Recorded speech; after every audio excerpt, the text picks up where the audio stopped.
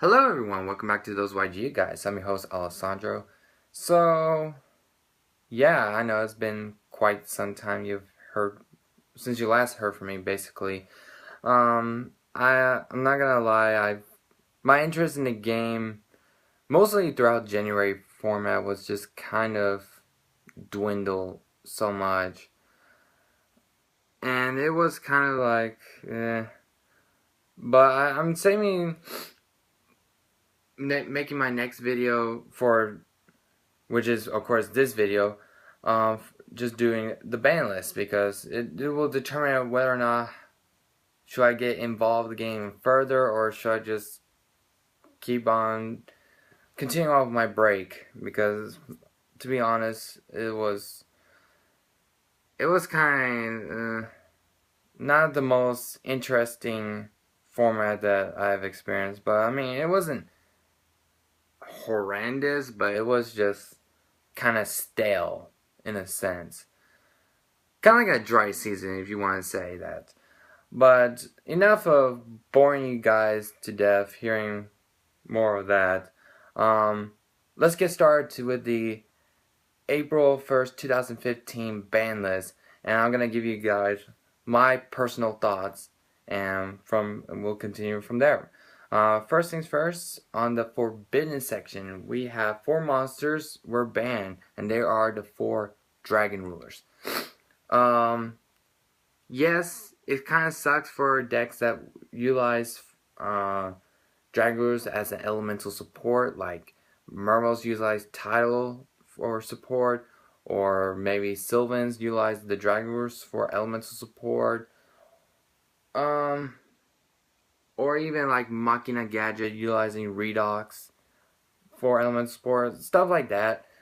And honestly, it kind of blows for that sense, but at the same time, since the dragon rulers have this poorly designed effect, which I was discussing with a friend of mine back when I was on my last semester of college before I graduated. We were discussing, like, yeah, I mean, when we discussed further with the dragon rulers, and honestly, we agree that the dragon rulers were in design wise, it was just poorly. It's just very poor, very easily can take advantage and very abused. The fact that you can do either the element and or dragons, I mean, it was just becoming a problem. We've seen dragon rulers ever since their main dragon ruler deck just got killed off.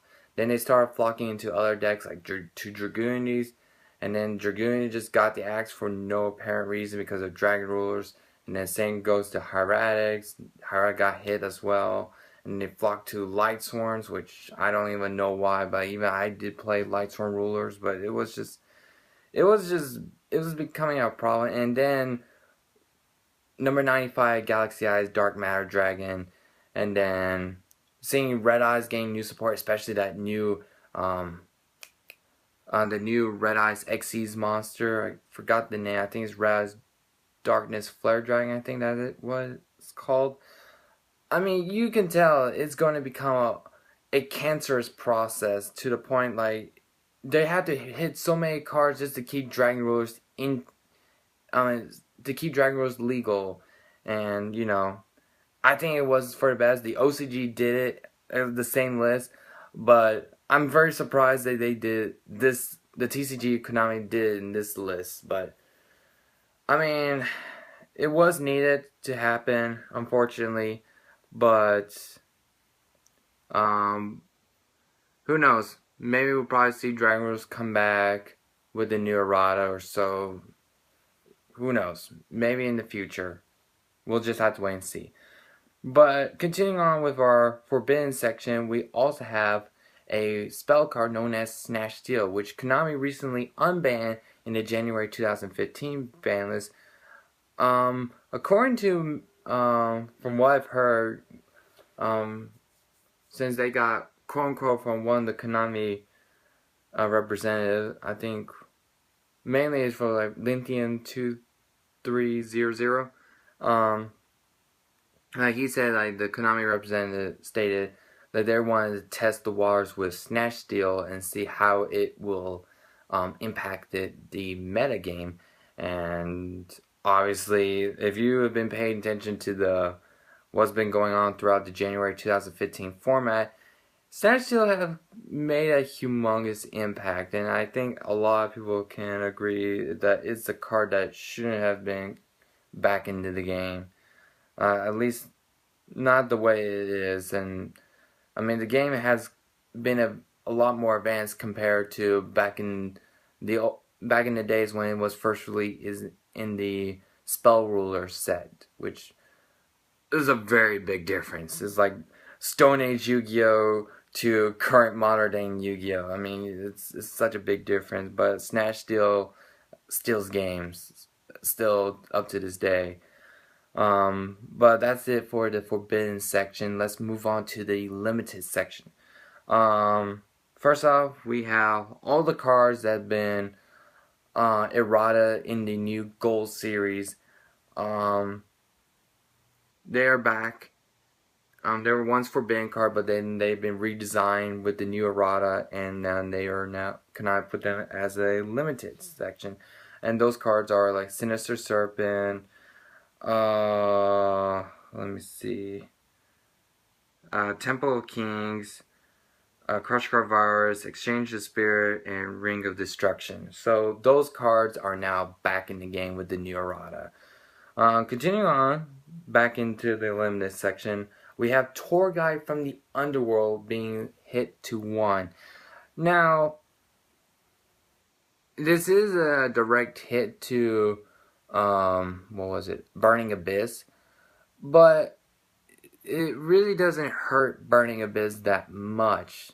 And here's why. Because, yeah, Tour Guide into bring out another level 3 Burning Abyss and overlay into Dante and turn 1 Dante. I know it's quite annoying, but the thing is, Burning Abyss can achieve turn 1 Dante by other means. It's not just Tour Guide. And I mean, you got like Seer, you got Graph. Hell, I mean, you can do like summon Mathematician, sending, what was the, Libic.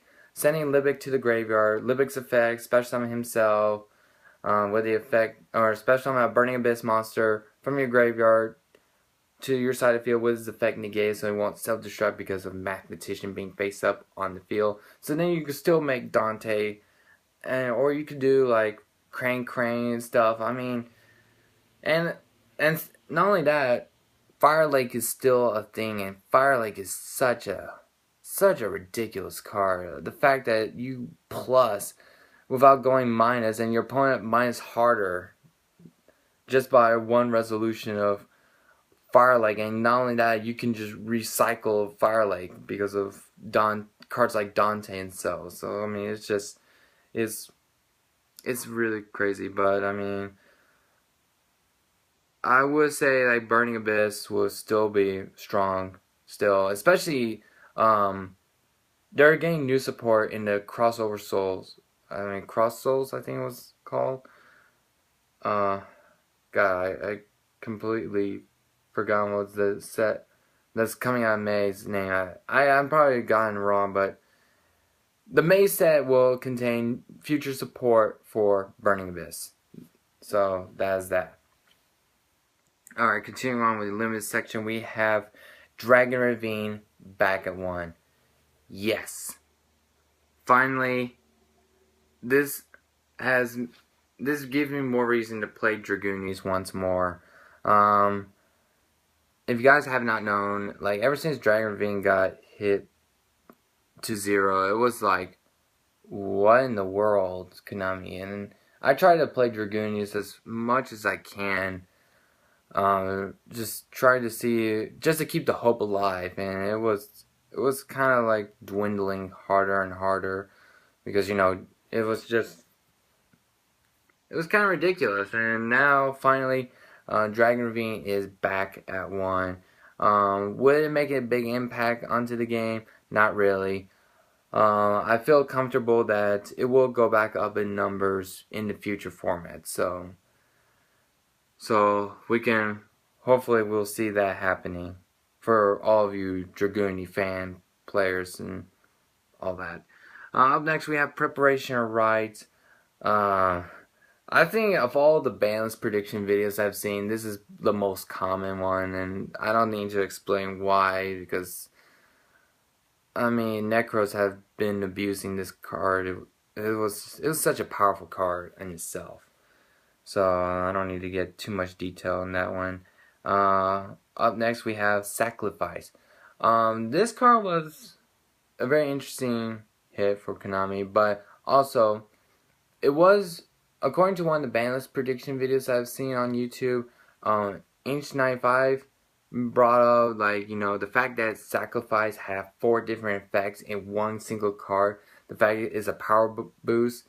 The equipped monster can be treated as 2 tributes, prevent the monster from being destroyed by battle, and the fact that when it's been sent to the graveyard or destroyed and sent to the graveyard, you can search a clean monster. I mean, that's just ridiculous for a card in itself to be running around like as 3-Os. And obviously, if you've seen the OCG support of Ignites and how they were pushing for normal pendulums, you know they're not gonna hit advanced advanced summon or that the spell card that searches a high level normal monster, I think that was called. So Summer's Art, that's it. Summer's Art. I don't know why I blanked right there, but so that's that. Symbol of Heritage is another card that got limited. I think it's due to like the loops and problematic they can cause. So I mean, we've seen that from the OCG Konami doing that in the January 2015 list. So no surprise that TCG Konami will pick that one up. Then we have Skill Drain along with Vanity's Emptiness 2-1. And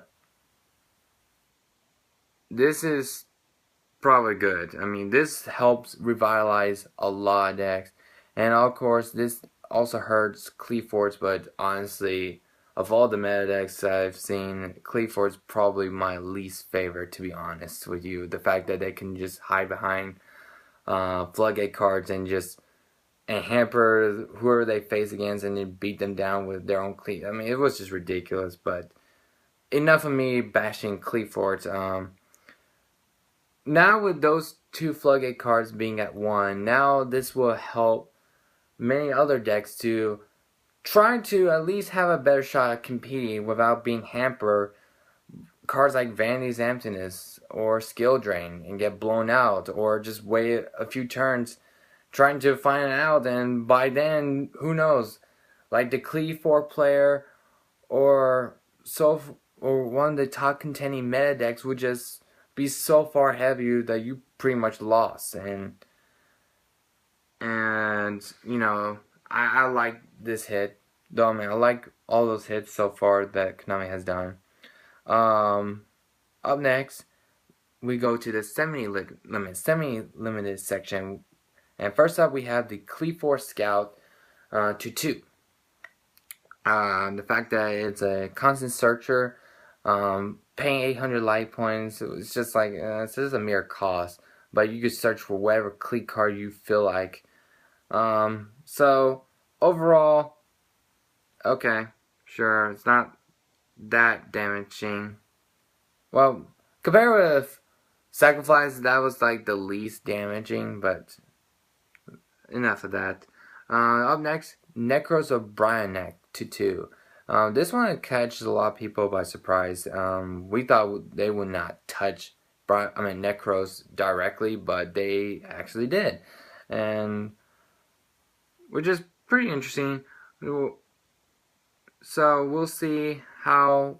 Well, honestly, Necros are still going to be a really top contained deck. I mean, 1 preparation ride and 2 Brionex is not going to mean that the deck is dead. I mean, the deck is still have ways to to play around. Up next, Legendary 6 Samurai Shi-In is back at 2. Hooray for Samurais, you got Shi-In now back at 2 because, I mean, it's not like they're doing anything too big. So that's good. Up next, we have Charge of the Light Brigade to 2. Wow. I guess it's fair because since they pretty much killed off the Lightsworn rulers by banning the Dragon rulers, which pretty much that of all variants that I've been through like Lightsworn threads, and I think a lot of people have agreed that Lightsworn rulers was by far the most consistent variant of all Lightsworns.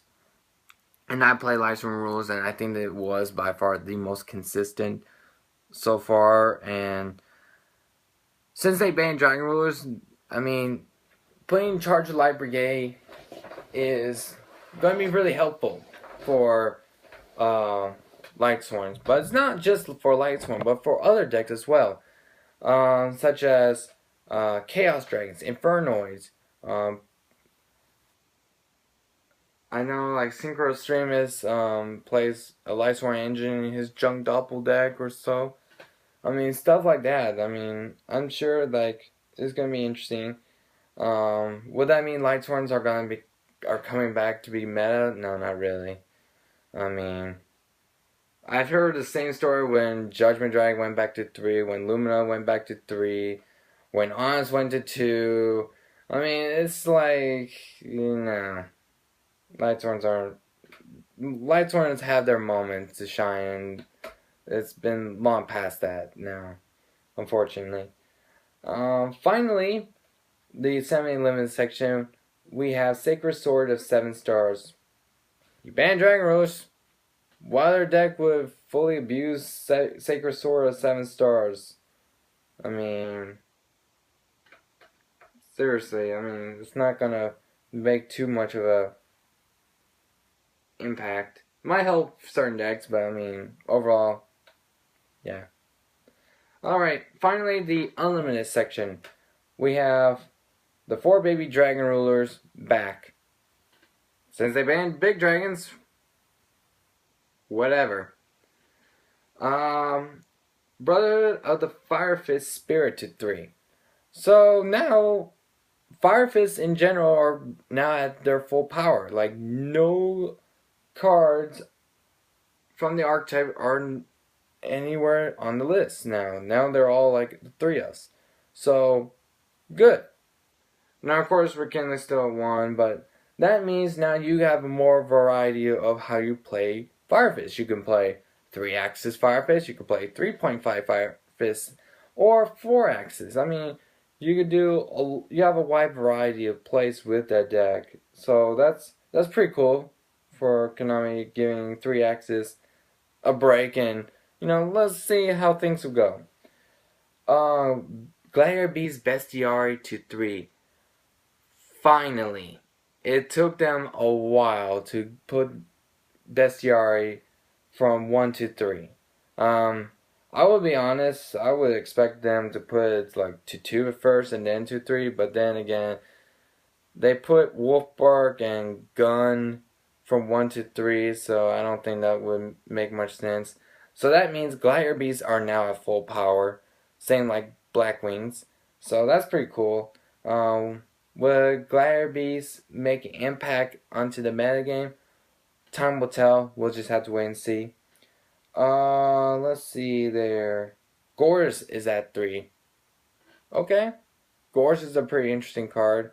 People need to be aware, like, even though no one runs Gorz, or not many people run Gorz, Gorz is a game-changing card, and he can save lives and turn the table around, which Gorz is a pretty scary card. But I'm not saying like you should fear Gorz constantly, like every single game, but it's like, you know, it's be aware that Gorz is a very good card, and not to be blind. It's like, you run Gorz? I thought no one run Gorz. Stuff like that. Lone Fire Blossom to 3. Wow, you know, since similar heritage, I think it might be one of the reasons why it's limited. Since Lone Fire has been put to 3, which I think a lot of people got the feeling since they're pushing the Sylvans in the Gold Series, Return of the Bling, which was kind of random, but my Sylvan deck now got 3 Lone Fires. Yay. Go Garden to 3. It did nothing at 1. It did nothing at 2. It still do nothing at 3. So yeah. And finally, Hyraxial Convocation, the card that Konami's been bouncing from 3 to 2 to 3 to 2, and now it's back at 3. And hopefully it will remain at 3. So Konami, please make up your mind and just leave it as it is. Period. So overall, very, very intriguing list. Definitely one of the better lists I've seen so far in a while, which actually makes me really happy. My interest in the game has once again rekindled very well. As for the meta, like Necros will still be good, Burning Abyss will still be good, and depending on how future support, who knows how strong that deck will become. Cleaforce took the biggest hit, so probably will drop dwindling in terms of power. Satellarknights and Shaddolls, they were pretty much unscathed directly. Well, minus the fact that Shaddolls lost Super Poly, but I mean, this list has been pretty good. And hopefully other cards that I would like to see come back into the game in larger quantity and numbers. Maybe like Giga Gear or Rescue Rabbit or so. Or maybe, and of course, Dragon Ravine going up in numbers. Hopefully that will happen. But yeah, leave a comment down below what you guys think about the list. Do you like it? Do you hate it? What changes do you think you like best? Or what things that you think that Konami could have done a little bit better? Well, obviously, besides like hitting the meta decks, like, do you think they should unlimited certain cards or so? Yeah, leave a comment down below because I'm very interested what are your thoughts as well. And I think that's about it for me talking about the list. So I hope you guys enjoyed this video and hearing me giving up my personal point of view, my own thoughts, my own feedback. Yeah, I'll see you guys later. So stay tuned for more ThoseYGOguys, and I'll see you guys later. Take care, everyone. Bye bye.